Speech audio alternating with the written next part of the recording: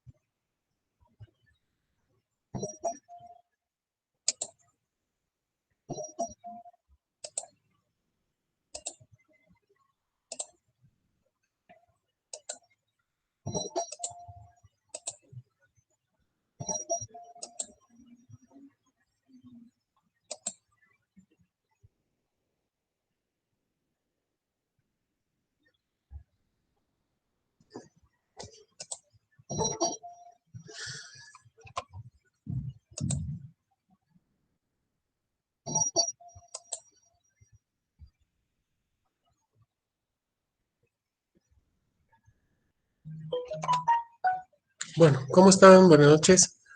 Vamos a iniciar la clase de hoy. Retomando un poquito lo que habíamos dicho la última clase, como recordando un poco dónde habíamos quedado y a partir de ello ver algún tema más que nos toca en este capítulo, ¿no? Ya estamos casi para terminar el capítulo, no nos falta mucho, pero todavía hay que ver algunas cositas más ahí.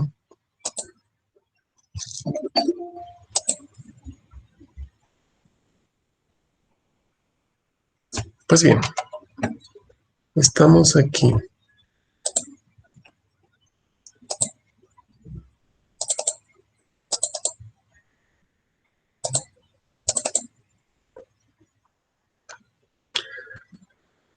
Esto ya habíamos visto la clase anterior, problemas con tasa de interés continua. Habíamos visto la forma de calcular una tasa de interés discreta a partir de una tasa de interés continua, con el objetivo de hallar una equivalencia entre tasa discreta y tasa continua, de tal manera que podamos usar de forma diferente tanto las fórmulas de tasa discreta como las fórmulas de tasa continua, ¿no? Esto es importante porque nos permite no solamente tener mayor libertad para calcular, sino que también nos va a permitir calcular el resultado y confirmar el resultado, si realmente está, si es bueno el resultado o no. Confirmaremos a través de las fórmulas de tasa discreta o la fórmula de tasa continua, como ustedes prefieran, y pues podemos hallar el mismo resultado a partir de fórmulas discretas como a partir de fórmulas de tasa continua. A lo que me refiero es esto, ¿no? O sea, si tenemos, por ejemplo, un problema en que conocemos el valor de P, queremos encontrar el valor de A, si la tasa que nos da el problema nos dice que es con capitalización continua, en ese caso tenemos que usar esta fórmula para encontrar el valor de A. Por supuesto que estamos en este caso, ¿no? Conocemos P para encontrar el valor de A. Entonces, la fórmula que tenemos que usar es esta. Si la tasa de interés que nos da el problema habla de, o si el enunciado que nos da el problema habla de, o indica que la tasa de interés tiene capitalización continua. Debemos usar esta. Pero en su caso podríamos cambiar o encontrar una relación de equivalencia de esta tasa de interés que es continua, que está aquí. Esta tasa es continua. La podemos transformar y convertir en una tasa discreta y eventualmente aplicar esta fórmula, ¿no? Que pues es más conocida por nosotros, ¿no? Es más, algunos ya hasta la han podido memorizar seguramente, ¿no? Pero esta fórmula es más compleja, ¿no? De todas formas, si el dato del problema es de tasa continua, lo podemos transformar a tasa discreta y usar esta fórmula. O al revés también, cuando tengamos tasa discreta de dato de interés, podemos transformarla esa en tasa continua y aplicar esta otra fórmula, como ustedes prefieran. Por eso les digo, es indiferente, el resultado siempre debería darnos el mismo valor, ¿no? El mismo valor de A aquí, el mismo valor de A aquí. Pero siempre y cuando encontremos una relación de equivalencia entre tasa discreta y tasa continua. Pues bien, habíamos visto este ejemplo, habíamos hecho el cálculo de 1377 cuando teníamos el ejemplo que decía que calcular el monto de los pagos mensuales que deberá realizar un cliente en 4 meses si obtiene un crédito de 5,000 de un banco que cobra el 4% mensual. Habíamos dicho también de que cuando la tasa de interés no especifica que se trate de una tasa especial, pues nosotros asumimos dos cosas. Primero, que la tasa es discreta. Y segundo, o sea, primero que la tasa es discreta. Segundo, que la tasa es compuesta, ¿no? Hemos asumido ya esto de que cuando la tasa no dice nada, pues es discreta por una parte y por otra parte es una tasa de interés compuesta, ¿no? Todas las fórmulas que hemos visto acá son de tasa compuesta, toditas, absolutamente todas estas de acá. Son de tasa compuesta, porque aquí no rige, digamos, la tasa de interés simple. En esto no, porque acá se va a ir capitalizando periódicamente la deuda o periódicamente se va a ir capitalizando el depósito que vayamos haciendo, ¿no? Entonces es una tasa de interés compuesta. También tiene la característica de ser discreta. Por eso aquí hablamos de capitalización discreta. La forma de capitalización en este tipo de fórmulas se da cada periodo. O sea, en cada periodo hay un pago, en cada periodo hay un valor de A, o después de n periodos, que es una cantidad entera de periodos, se da un valor futuro, ¿no? Se refiere a eso lo que es tasa discreta. En cambio, en tasa continua, que es esta columna de capitalización continua que está aquí en la parte derecha, las fórmulas obedecen a que la capitalización que se hace en cada periodo, podríamos decir, es hasta casi infinitesimal, porque eso es lo que hemos descubierto al momento de deducir esta fórmula, que el límite cuando el número de capitalizaciones tiende a ser infinito, el número de capitalizaciones tiende al infinito, pues hablamos de una capitalización continua. Habíamos dicho también de que esas capitalizaciones que se dan por segundo podrían ser ya capitalizaciones infinitesimales, ¿no? Por los resultados que habíamos obtenido en una clase anterior. Esperen un ratito, hay gente trancada aquí. Ahora sí.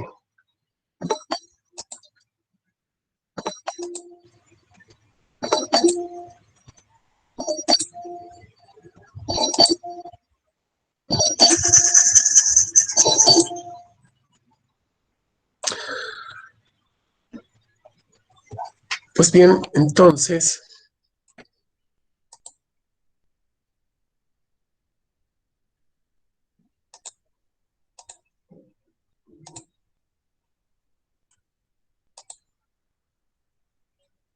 aquí habíamos dicho, ¿no?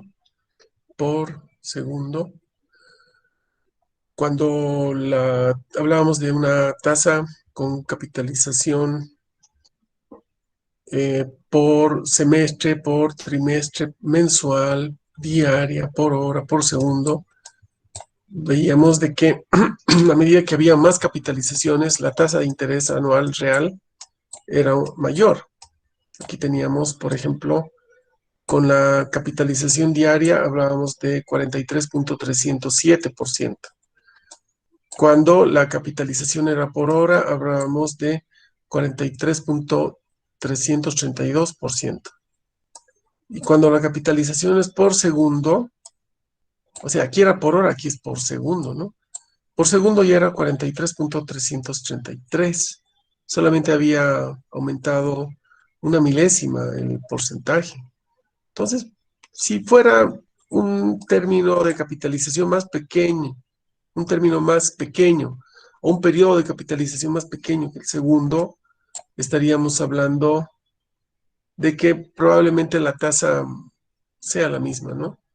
Es decir, no vaya a ser otra muy diferente. Si aquí por hora es esto y por segundo es esto, pues podríamos ya inferir de que la capitalización por segundo es la capitalización infinitesimal, ¿no?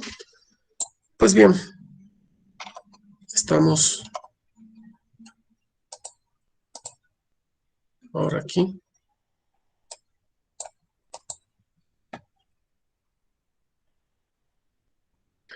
Dentro del tema que nos toca ahora está el de, volviendo al libro,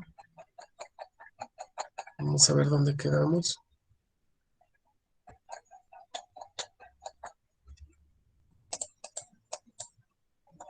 Un ratito, estamos acá.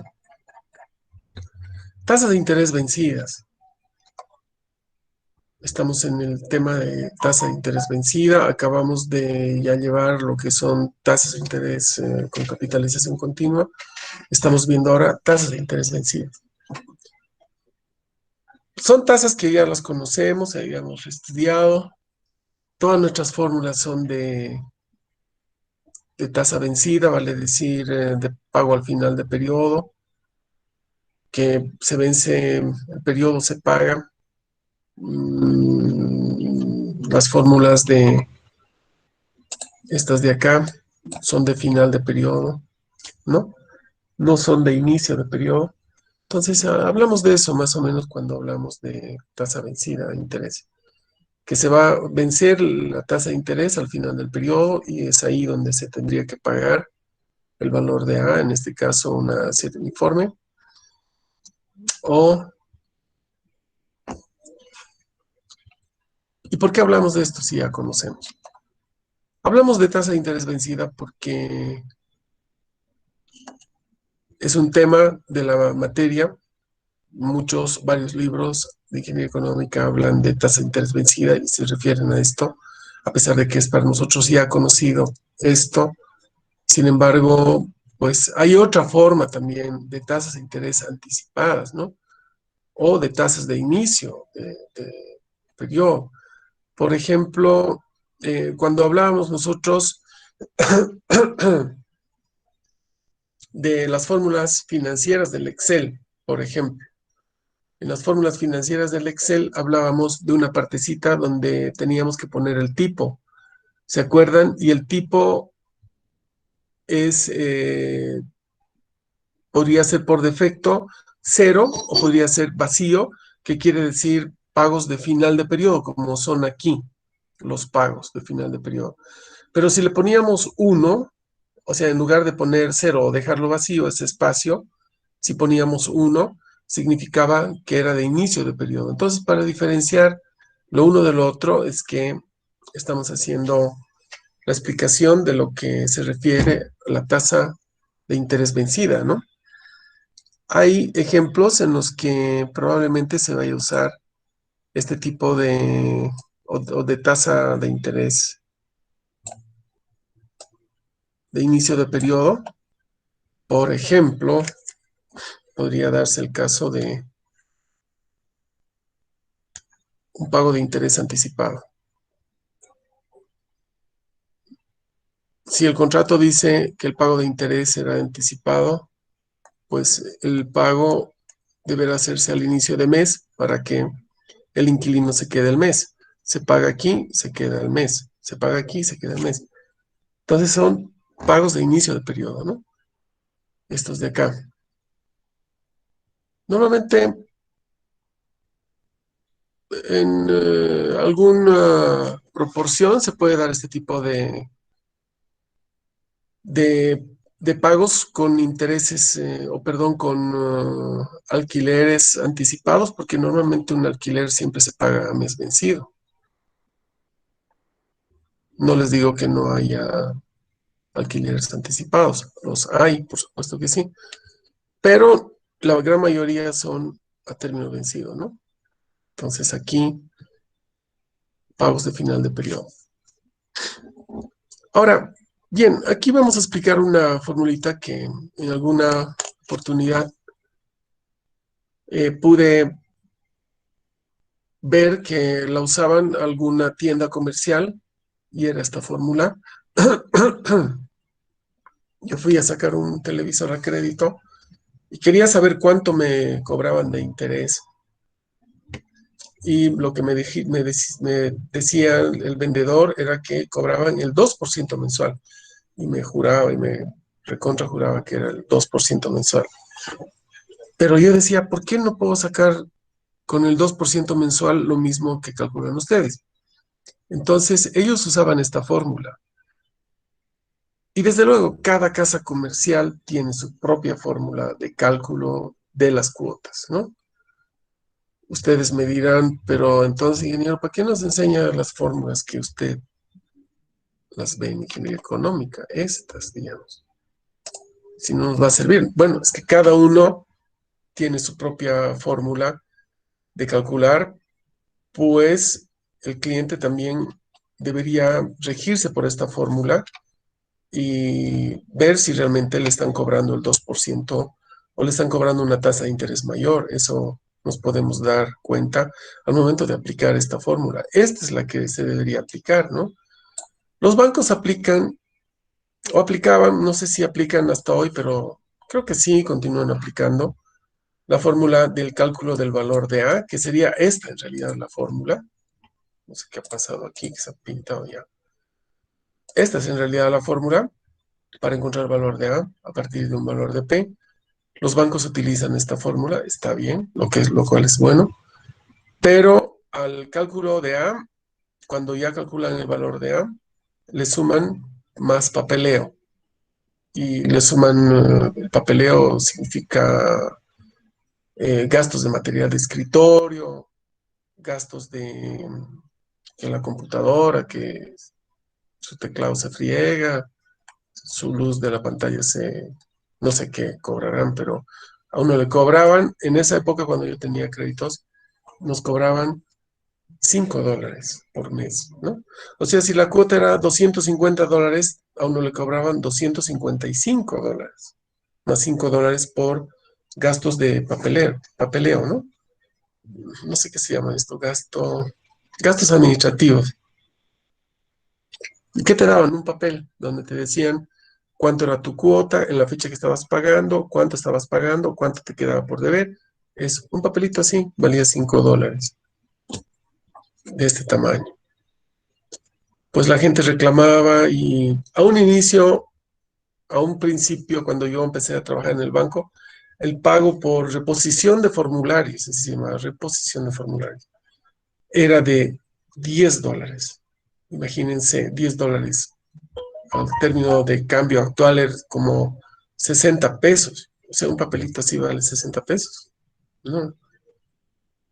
Se gasta el funcionario, el empleado que está trabajando ahí, ¿no? La computadora, ¿no? Si es apretar un botón. Pero bueno, así cobraba, ¿no? Entonces, eso encarecía tremendamente el crédito también, ¿no? Entonces, el banco tiene su propia fórmula, que puede ser esta, pero ahí al final le suma gastos de reposición de formulario, $5, $8, no sé, lo que puede encarecer mucho el crédito, ¿no? Eso hay que tomar en cuenta. Pero bueno, volviendo al ejemplo, esta casa comercial tenía esta forma de calcular el valor de las cuotas. Esta fórmula también está en el libro, está explicado de esta misma manera. El valor de P era el valor del televisor. En este caso, el valor del televisor era $1000. Y la fórmula calculaba el valor de A de la manera como está escrita aquí. P más P por I, que I es la tasa de interés, y N era el número de periodos. Si uno quería calcular con esta fórmula la cuota para un televisor a crédito por $1000 a 12 meses plazo al 2% de interés mensual, usando la fórmula y reemplazando los valores, teníamos que el valor de A era 103.33%. Miren ustedes cómo de rústica la formulita está y les permite obtener un valor aquí que era de 103.33%.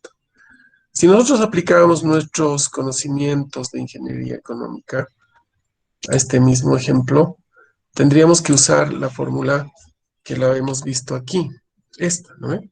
Donde A es igual a P, entonces A es igual a P I por 1 más I a la N, 1 más I a la N menos 1. Esta sería la fórmula. El valor de A es igual a P, que era 1000.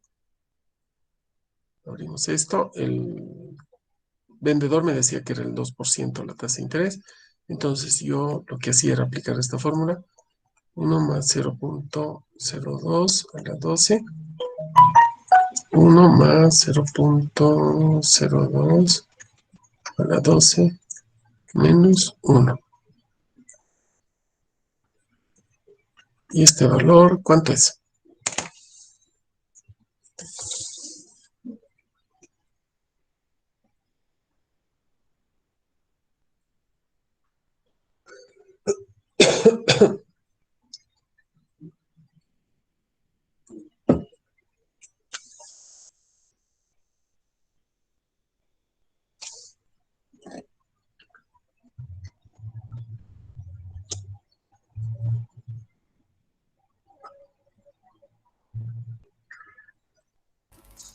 Sale 94.56. 94.56 por mes. Entonces yo estaba, gracias, yo estaba intrigado porque pues lo que yo sacaba con la fórmula era 94.56. Por ese motivo le pregunté con qué fórmula calculaban. Me dio esta fórmula y con esa fórmula el valor del pago era 103.33, que era mayor a la cantidad que yo calculaba. Por lo tanto, podría deducir de que la tasa de interés que me cobraban no era 2%, sino que era una tasa de interés mayor. ¿Y cómo podemos calcular la tasa de interés real que nos está cobrando esta casa comercial? Con la misma fórmula, reemplazamos los valores, ¿no? El valor de 103, que es lo que nos cobran mensualmente, lo que han calculado con su fórmula. Esto igualamos a 1000, que es el monto del crédito, multiplicado por el resto de la fórmula, que es esto. Y por 1 más i a la 12, porque son 12 periodos. Y aquí despejamos el valor de i. Y el valor de i, despejando de acá, bueno, despejar es una forma de decir, pero creo que no se puede despejar esto. No sé que sean muy capísimos ustedes, pero valor de i despejado no, porque está elevado a una potencia. Entonces aquí tendríamos que iterar, ¿no? Para eso son capísimas nuestras calculadoras que nos ayudan a encontrar estos valores de forma más rápida. Si no tienen una de esas maquinitas, tendrían que pensar en comprarlas y son muy buenas. Yo tengo aquí la Casio FX 891 LAX. Buenísima. Estas maquinitas, la ventaja es que uno no tiene que comprarlas cada semestre, sino que uno la compra una vez, valen 80, 90 bolivianos. Y pues uno lo tiene toda la carrera de ingeniería civil o de ingeniería industrial. Y listo, ¿no? Aún así, viendo cómo en las clases presenciales, ustedes trataban a sus máquinas que las tiraban por el aire o las hacían rodar por el suelo, pues aún así duran y vale la pena, ¿no? Vale la pena comprar una de esas maquinitas para poder calcular esto. Si no las tienen, pues vayan pensando, ¿no? No es una cosa del otro mundo, o sea, no estamos hablando de $100, sino solo 100 bolivianos. 80, 90, hasta 90 y tantos bolivianos, pero vale la pena porque eso les va a ayudar en la carrera de ingeniería. Ustedes necesitan de ese tipo de equipos, ¿no? Esto les digo porque yo sé que el 98% de ustedes tienen esa calculadora, o sea, yo sé, pero hay un 2% que no sé por qué razón no quieren comprar. Y vale la pena, ¿no? O sea, es un esfuerzo que hay que hacer, que, que realmente les va a ayudar mucho para entender mejor la materia y entender mejor la forma de aplicación y de llegar a un resultado. 3,47% mensual. Miren ustedes que aquí nos decían que nos cobraban el 2%. Sin embargo, lo que nos están cobrando es el 3,47%. Y así como este ejemplo, cada casa comercial tiene su propia fórmula para calcular el valor de las cuotas. Algunos aplicarán esto si no tienen algo inventado, pero si lo tienen, pues lo van a mantener así. Y le van a decir al cliente, pues nosotros calculamos de esta forma. Aquí mire, aquí está el 2%, le ponemos a esta fórmula y nos da esto. Y si el cliente no sabe de esto, no va a reclamar nada. Tampoco habría forma de reclamar porque ya tienen su política establecida de ventas a crédito a través de esta fórmula y probablemente, pues a través de esta fórmula también, a veces se hacen estas fórmulas por datos históricos, ¿no? Quienes dice que esta casa comercial ha tenido datos históricos de mora, por ejemplo, o de cobros o de mora incobrable, o sea, créditos que han sacado los clientes y nunca han pagado. Entonces, a través de estas fórmulas también se recupera algo de dinero para cubrir o para amortizar que otros clientes no paguen, ¿no? Eh, puede darse el caso. Siempre hay un porcentaje, pues, que por motivos que uno no conoce o motivos mañudiles, no paguen un crédito, ¿no? Los hay, por supuesto.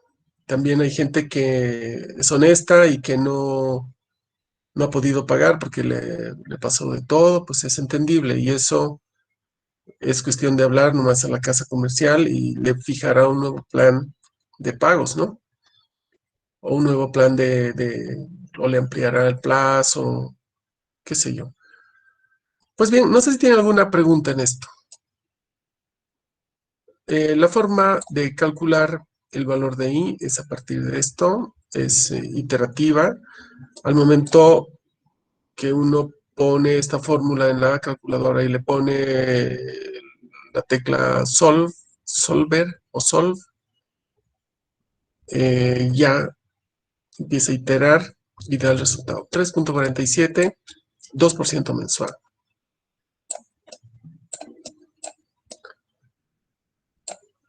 ¿Preguntas sobre el tema anterior? No las hay, ¿no? Tasas de interés anticipadas, el siguiente tema. Aquí teníamos vencidas, aquí tenemos anticipadas.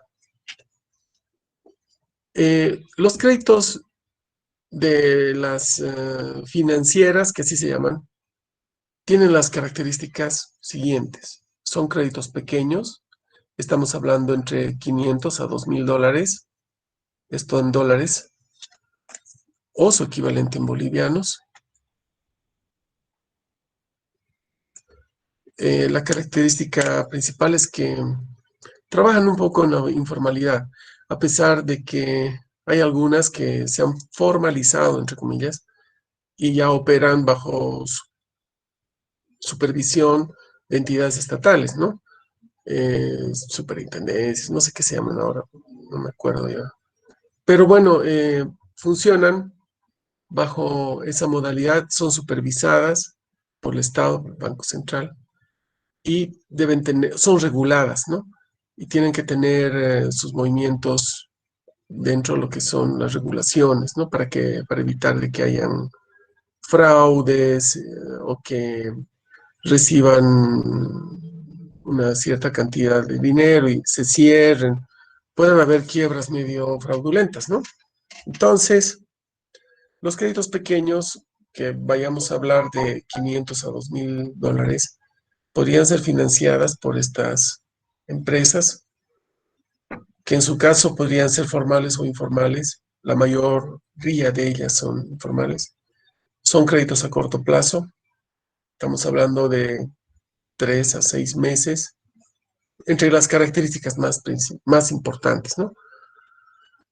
El pago del interés es anticipado. Esto sí es una característica muy importante. Y la garantía es prendaria. Podrían ser joyas, televisores, oro. El oro son joyas, ¿sí? Pero a veces las joyas no son oro. Podrían ser perlas, digamos. O podrían ser obras de arte, también son joyas, ¿no? Pero bueno, la garantía prendaria, qué sé yo, ya tienen ellos una tasa de conversión de que por cada gramo de oro te podemos dar tanto, ¿no? Y ya manejan eso porque están en el negocio y saben y conocen. Entonces, las tiendas o las financieras, estas empresas que financian a corto plazo, cantidades pequeñas, a corto plazo, con pago de interés anticipado, con garantía prendaria, trabajan bajo la modalidad de interés anticipado. Dice el problema, una empresa financiera realiza préstamos a 6 meses plazo con un solo pago cobrando una tasa de interés del 12% flat. Ahorita vamos a ver esto del flat. 12% flat anticipado sobre el monto del crédito. ¿Cuál será la tasa de interés mensual que paga un cliente si solicita un crédito de 1,500 dólares con un pago de interés anticipado? Primero vamos por partes. Veamos primero qué dice nuestro internet sobre el flat. Ya lo tenía buscado aquí. Pero vamos a ver si lo encontramos.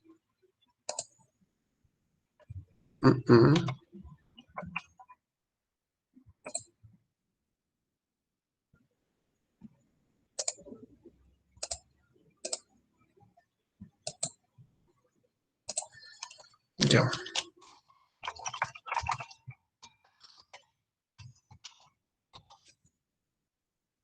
Pago de interés flat.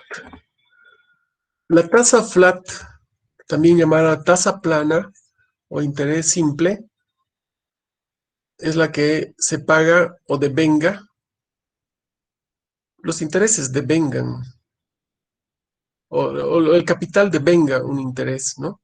Devengan significa pagan o devengan, solo sobre el monto original. A ver, la tasa flat, también llamada tasa plana o interés simple, es la que se paga solo sobre el monto original o capital tomado en préstamo, invertido o capital. A ver, entonces, aplicado esto a nuestro ejemplo, ¿cómo queda? La tasa de interés flat es del 12%, y esto quiere decir que se va a cobrar una sola vez al inicio, ¿no? Entonces, si tenemos, por ejemplo, un crédito de $1,500, esto lo voy a borrar un ratito. Si tenemos un crédito de $1,500, que es lo que en realidad está queriendo obtener esta persona, el crédito es 1,500. El flat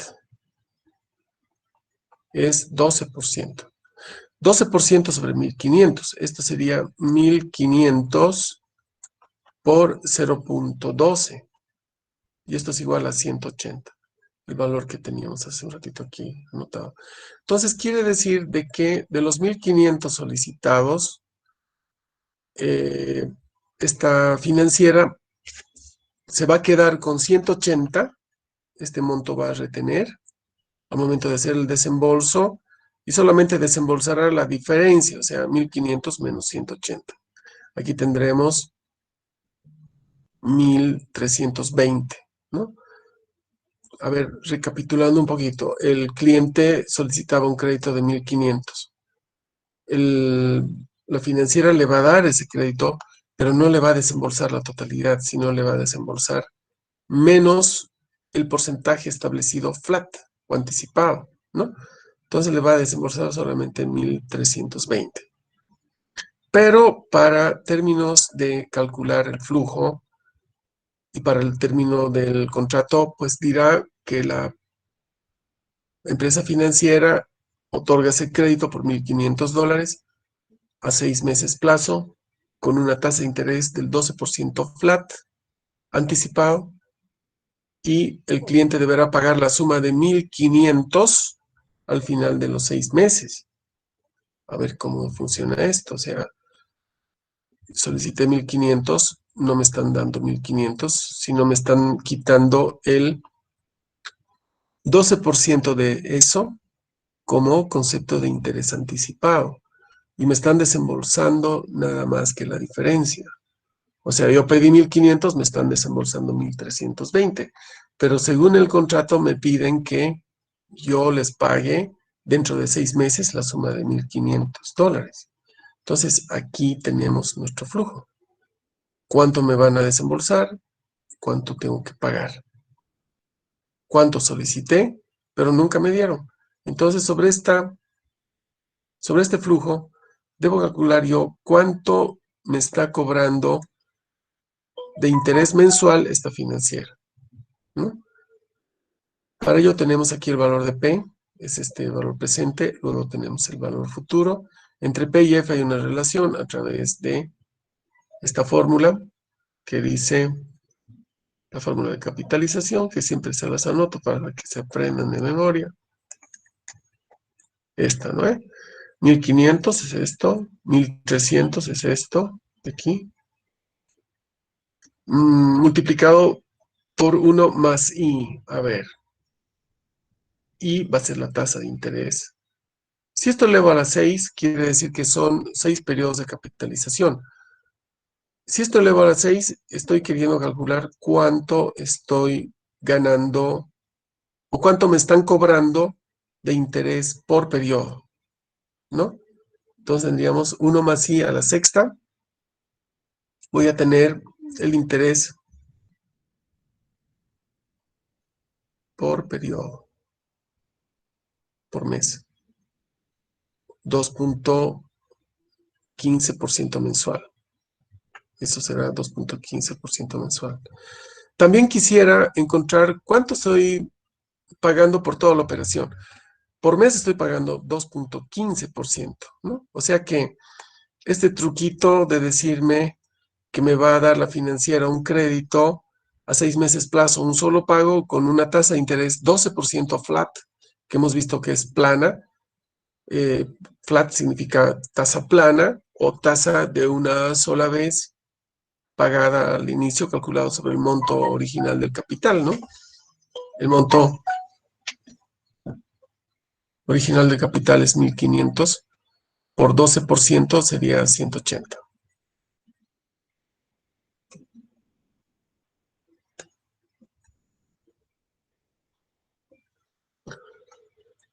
La tasa de interés por periodo es 2.15%. Ahora, si quiero saber la tasa por toda la operación por los 6 periodos, o sea, cuánto he pagado en todo esto, puedo aplicar la misma fórmula, pero en lugar de poner 6 periodos, voy a poner 1.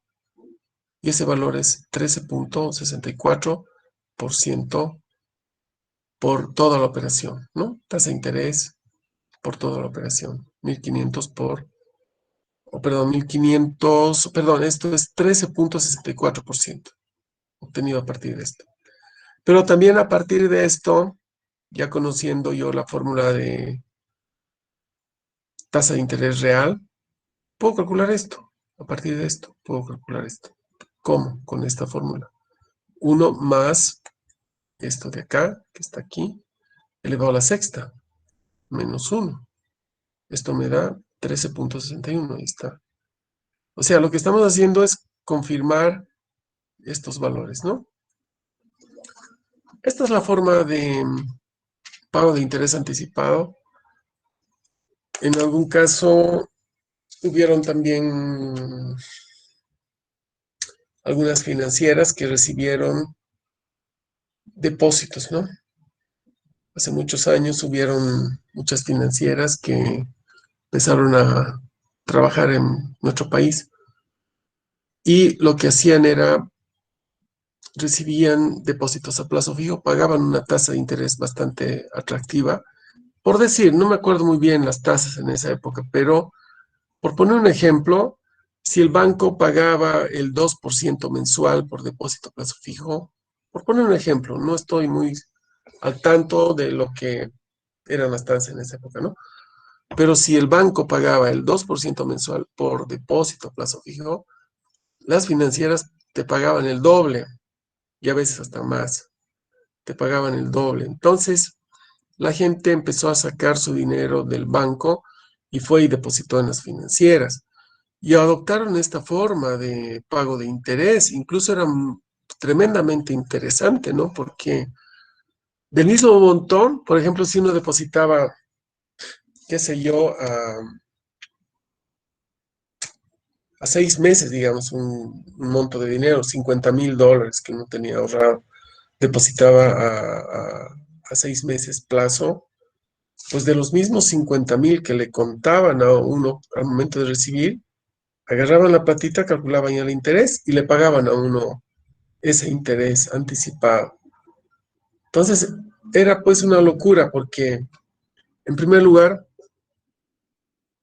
el cliente no solo recibía el doble o más del doble en la tasa de interés de su depósito, ¿no? Sino que también recibía el interés anticipado. Pues era una cosa que el banco no hacía, ¿no?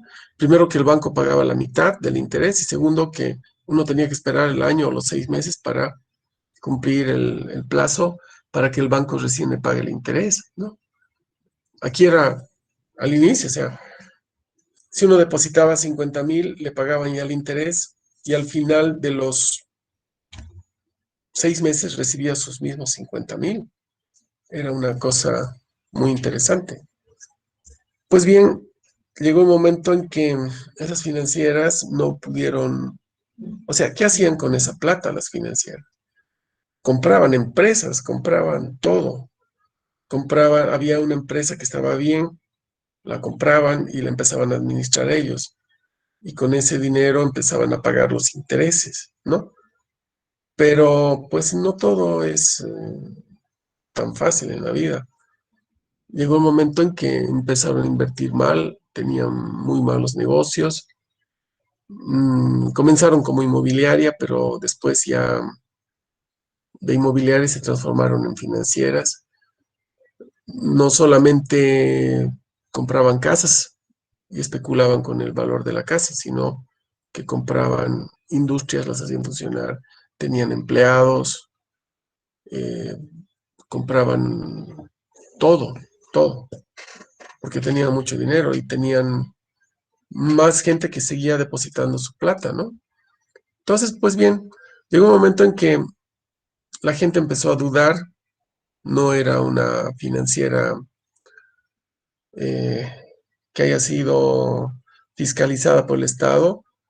La gente empezó a dudar y empezó a sacar su dinero y como que empezó a haber una corrida y la financiera no pudo soportar esa corrida tan fuerte y quebró, hizo un drama gravísimo, particularmente en Cochabamba, porque la estafa o el dinero que no se pudo cobrar y que se perdió fue inmenso, ¿no? O sea, no sé, hablaban de 60 millones de dólares, una cosa así. Pero bueno, esto como truquito podría funcionar bien. Así funcionan algunas empresas financieras que financian a corto plazo de esta manera. No sé si tienen alguna pregunta.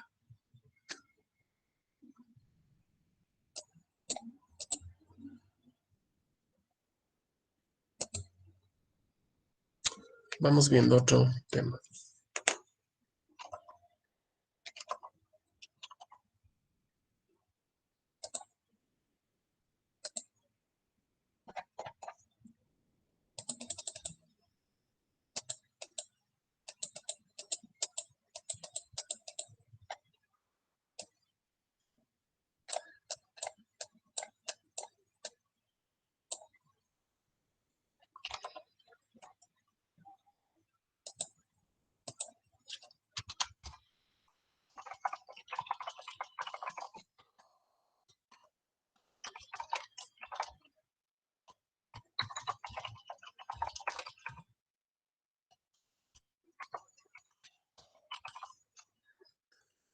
Tasa de interés en bolivianos y dólares. En otro país el dólar es como una segunda moneda.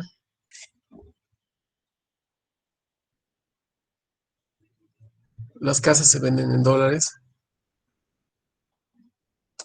Si ustedes quieren comprar un departamento, si alguna vez se han puesto a pensar, un departamento tiene un valor en dólares, no tiene en bolivianos, porque en bolivianos sería tremendamente difícil de vender, ¿no? A pesar de que el pago pueden recibirlo en bolivianos, pero lo hacen al tipo de cambio del dólar, ¿no? Por decir, un departamento vale 150.000 dólares. Son 150.000 dólares por 6.96. Yo nunca he visto, que yo sepa, un precio de una casa o de un bien inmueble en bolivianos, por ejemplo. Un departamento que valga 1.044.000 bolivianos. No hay, ¿no? Lo que normalmente se ofrece un precio de un departamento es en dólares. Los autos. ¿Cuándo han visto ustedes un auto en bolivianos? Normalmente el precio siempre lo traducimos a dólares. Ustedes van a averiguar a Incruz cuánto vale un auto, les van a decir, valen 24.000 dólares.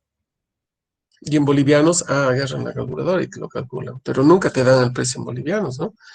Por la razón de que psicológicamente, pues parece, y, o sea, parece más la cantidad en bolivianos, a pesar de que traducido a dólares es lo mismo, ¿no ve? Pero parece más y eso ocasiona psicológicamente que uno se desanime. Si yo quiero comprar un departamento que me va a valer $150,000, por ahí la percepción que tengo yo de ese número sea menor a 1,044,000 bolivianos, ¿no? Pero bueno, ¿a qué va todo esto? La tasa de interés en bolivianos y dólares nos interesa calcular a partir de que hay una moneda que se utiliza mucho en nuestro país, que es el boliviano, que es la moneda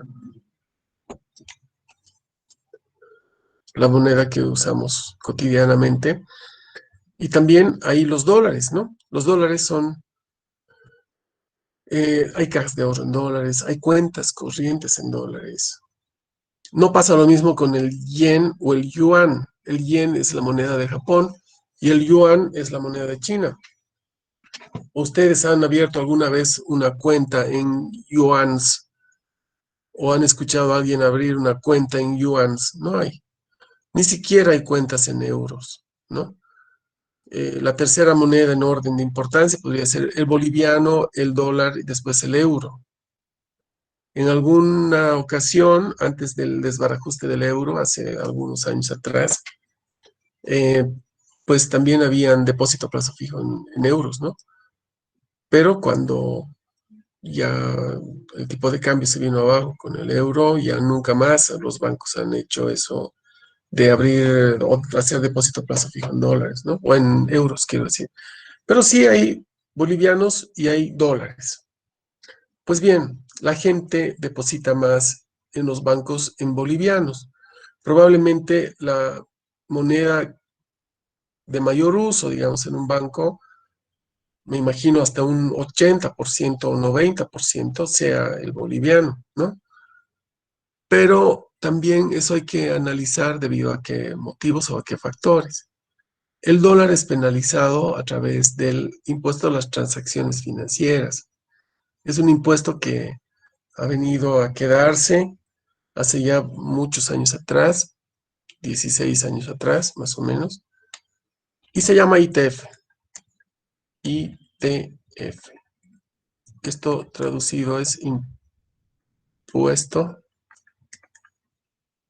a las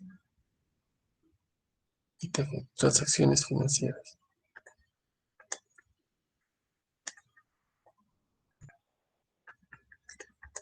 Este ITF,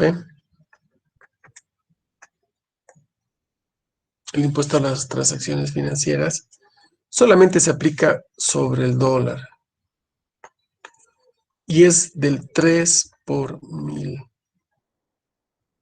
Quiere decir que si ustedes tienen un departamento que lo venden en $100,000 y depositan esto en una caja de ahorro, así se abrevia caja de ahorro. Depositan en una caja de ahorro que tienen ustedes que es en dólares, ¿no ve? 100,000 depositan aquí, les van a cobrar por cada $1,000 $3, el 3 por 1000. ¿Cómo calculamos esto? Calculamos 3 dividido entre 1000 por 100,000. ¿Ya? ¿Cuánto es esto?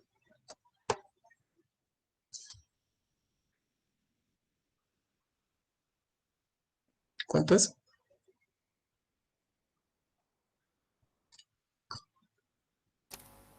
300. $300, gracias. Quiere decir que cuando yo deposite los 100,000 en lo que vendí el departamento y lo puse en mi caja de ahorro en dólares, porque $100,000 es mucho dinero para tener una casa, ¿no?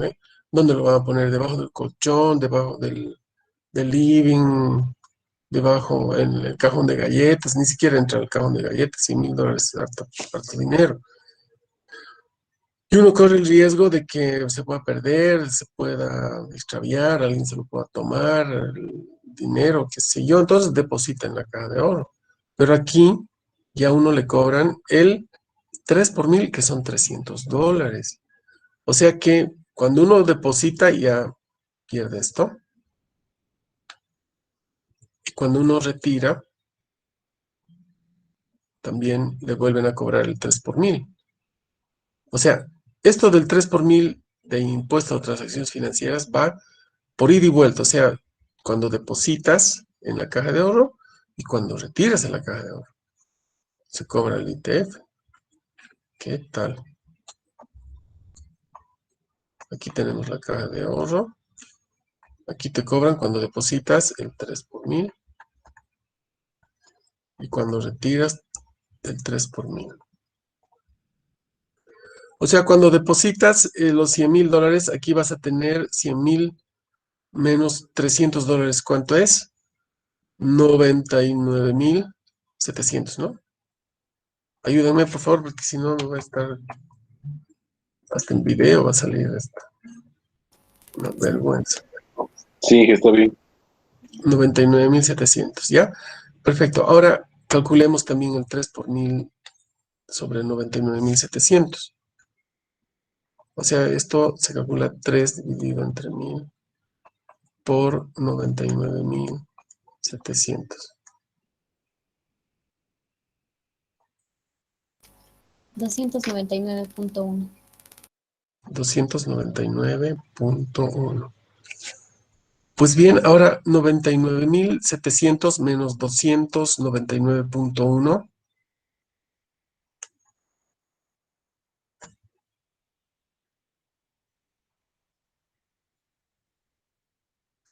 99,700 menos... 99.400.9.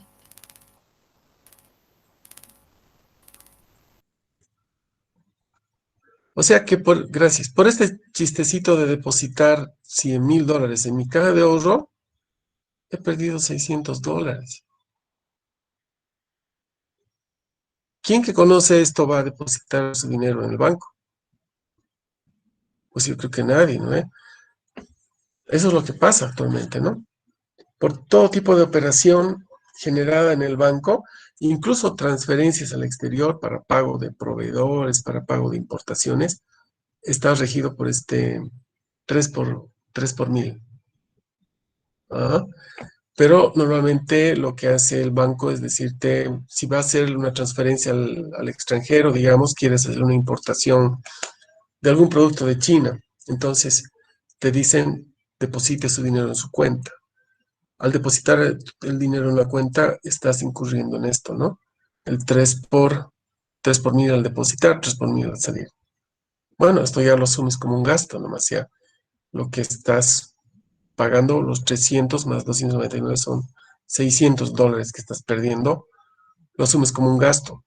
Ahora, si vas a hacer una transferencia al exterior, tienes que, eh, si quieres evitar esto de la cuenta, igual, o sea, tienes que depositar en una cuenta del banco y a partir de esa cuenta se va a transferir el dinero al exterior. Igual te cobran. O sea, no hay dónde perderse ahí, ¿no? Y a los bolivianos no cobran nada, o sea, están exentos, digamos, de ese tipo de pago a las transacciones financieras. Entonces es importante ver el tema de una conversión de tasa de interés en bolivianos y dólares. Cuando uno va a un banco, puede solicitar un crédito en bolivianos y también puede solicitar un crédito en dólares. Yo me acuerdo cuando saqué un crédito para comprar mi casa, pues lo sacamos en dólares, ¿no? Y les hablo hace bastante tiempo y tenía que pagar en dólares, pero yo ganaba en bolivianos. Mi sueldo, el sueldo a todo el mundo en nuestro país no le pagan en dólares, le pagan en bolivianos. Entonces, cuando el tipo de cambio se dispara, digamos, para una persona que solicitó un crédito en dólares, le cuesta mucho tener o sea, le va a costar mucho más el conseguir dólares, ¿no? Porque si uno solicita un crédito en dólares, el banco va a querer que le paguen en dólares. Y si el tipo de cambio se disparó, si estamos, digamos, ahora a 7 y sube a 9, pues para mí que yo trabajo y que gano en bolivianos, me va a costar más caro conseguir dólares. Porque si ahora me cuesta 7 y después sube a 9, me va a costar 2 pesos más conseguir un dólar. Entonces, el crédito para pagar al banco se me va a encarecer. porque yo gano en bolivianos y el crédito lo saqué en dólares, ¿no? Si hay fluctuaciones del tipo de cambio, hay problemas. Por esa razón es que se pueden calcular una tasa equivalente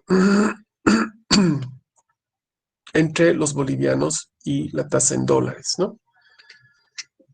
Podemos encontrar una equivalencia entre esas dos tasas. Para ello, necesitamos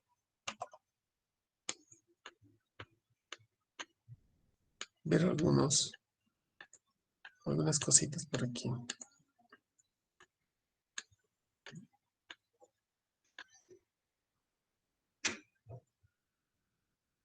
Aquí están.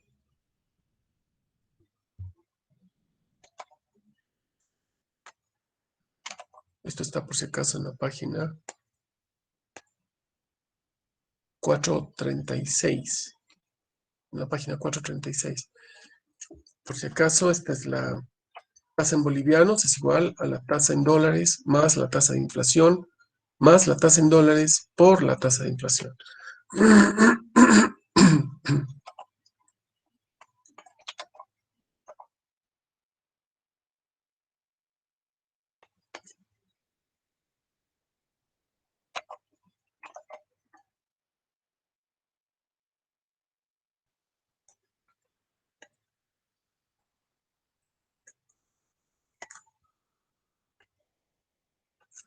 Tiene esta característica, primero suma, después multiplicación, ¿no?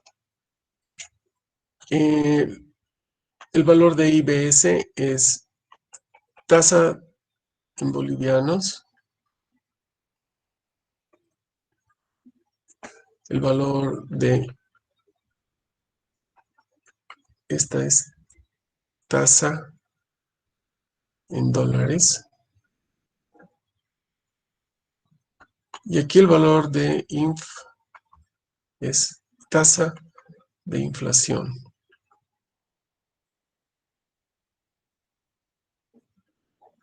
Aquí lo vamos a referir a bolivianos, ¿no? Estamos suponiendo que el dólar es una moneda más fuerte que la nuestra, aunque a veces ha demostrado que es al revés, ¿no? Que el boliviano es más fuerte que el dólar, digamos. En el sentido de que es más estable. Si bien el tipo de cambio es 6.96 bolivianos por un dólar, sin embargo, aquí lo que estamos suponiendo es que una moneda se mantiene fuerte y la otra tiene efectos de la inflación. Estamos viendo de que la tasa, o más bien la moneda fuerte es la tasa en dólares y la moneda que sufre inflación es la de bolivianos, ¿no? Entonces aquí tendríamos que la tasa de interés en bolivianos es igual a esta expresión, pero viene en función de dos variables. Una es la tasa de interés en dólares y otra es la tasa de inflación, ¿no? La tasa de inflación en bolivianos. Entonces, para esto vamos a ver un ejemplo. No, pero antes, aquí veamos esta otra fórmula. La tasa de interés en dólares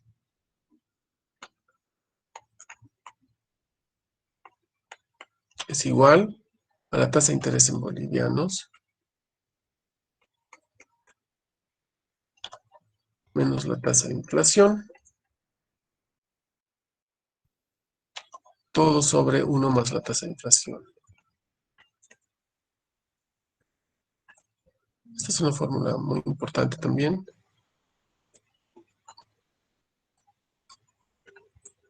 Y aquí tenemos que puntualizar algunas cositas que son importantes. No son difíciles, pero hay que entenderlas un poquito, ¿no?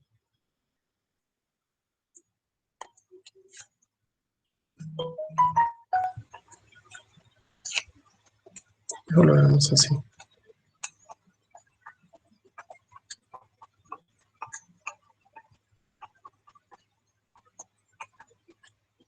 La tasa de inflación, que se refiere a la variación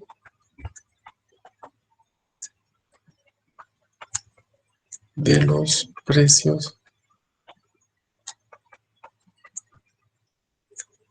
de los productos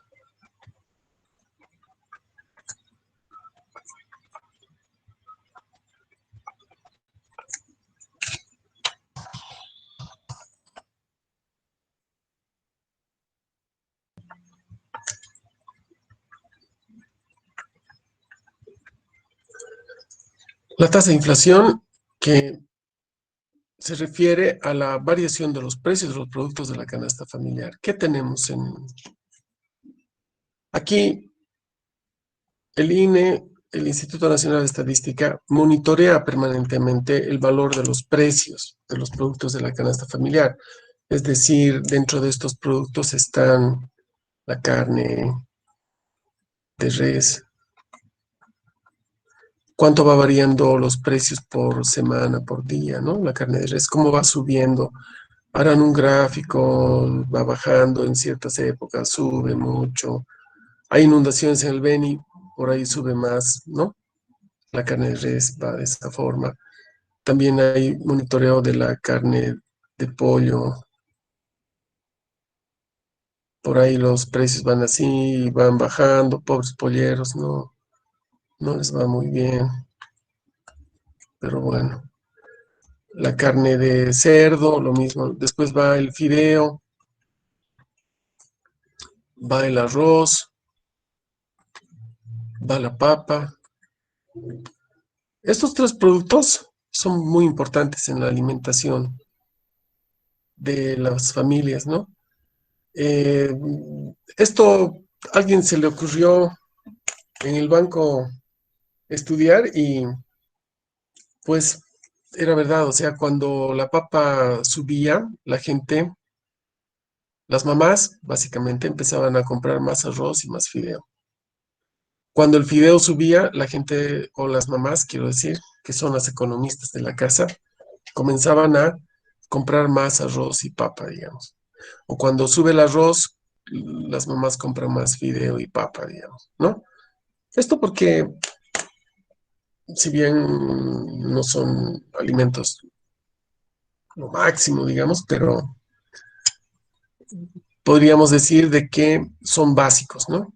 Entonces esto también va monitoreando ellos, cómo va subiendo el precio del video, cómo se mantiene, etcétera, etcétera, ¿no? Cada uno de esos productos tiene un monitoreo.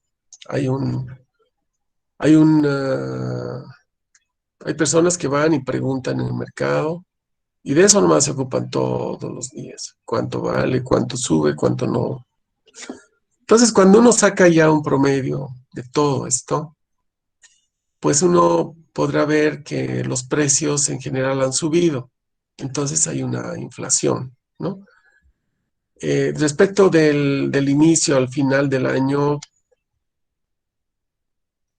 pues sabremos cuánto de diferencia han habido en los precios o cuánto menos una familia compra con el mismo sueldo, cuánto menos de alimentos compra, ¿no? Entonces esto, lo que trata de hacerse al inicio del año es nivelar un poco el nivel de la pérdida del poder adquisitivo de los salarios a partir de una reposición salarial que trata de ser lo mismo que la tasa de inflación, ¿no? Si la tasa de inflación fue del 10%, entonces se trata de reponer ese 10% a partir de una reposición salarial con ese porcentaje, el 10%. Es muy discutible todo esto porque ojalá también las ventas de esa empresa subieran en ese porcentaje, ¿no? Como suben los sueldos. Ojalá fuera así. No es así. Sería ideal que fuera así. Bueno, de todas maneras no va a quejar. Referida a la variación de los precios de los productos de la canasta familiar. El INE va monitoreando esto, va diciendo cómo va subiendo, al final saca sus conclusiones, dice, todo subió 10%, ya, ok. Todo el mundo tiene que pagar 10% más en sueldos. Ok, listo. Y hay otro que se llama la devaluación, que también es importante.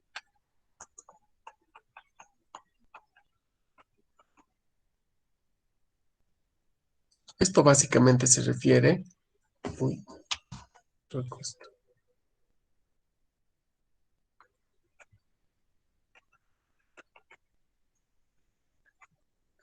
al tipo de cambio.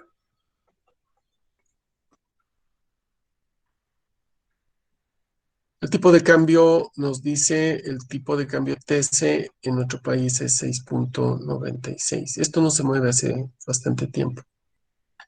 Entonces es interesante porque permite planificar mejor las cosas, 6.96%. Este este tipo de cambio, los exportadores quieren que el tipo de cambio sea mayor, o sea, que sea más alto, ¿no ve? Y los importadores quieren que sea más bajo. Los exportadores quieren que el tipo de cambio esté por el orden de los 10, digamos, 11, 12. Así los productos nacionales también son más económicos, ¿no? Y al revés, los importadores quieren que el tipo de cambio fuera un poquito menor, digamos.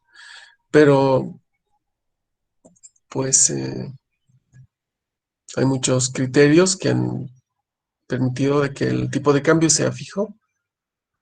Creo que ha dado buen resultado, al menos mientras hay dólares que entran al Banco Central y que el Banco Central puede vender a este tipo de cambio sin ningún problema, pues no van a haber problemas en ese aspecto, ¿no? El problema es cuando empiezan a escasear dólares y la gente quiere comprar dólares.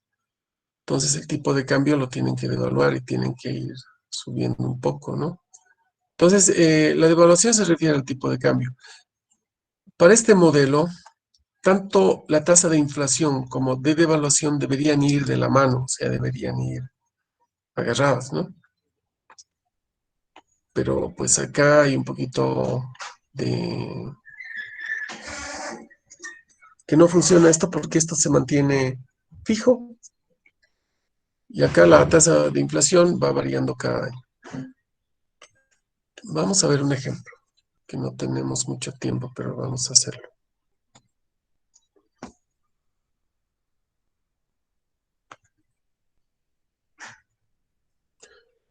A ver, supongamos primero esto un ratito.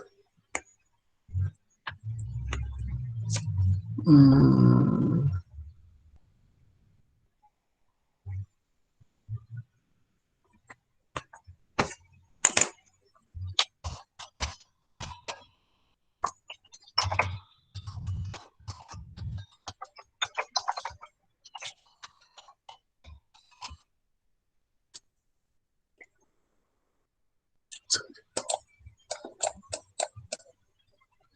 tasa.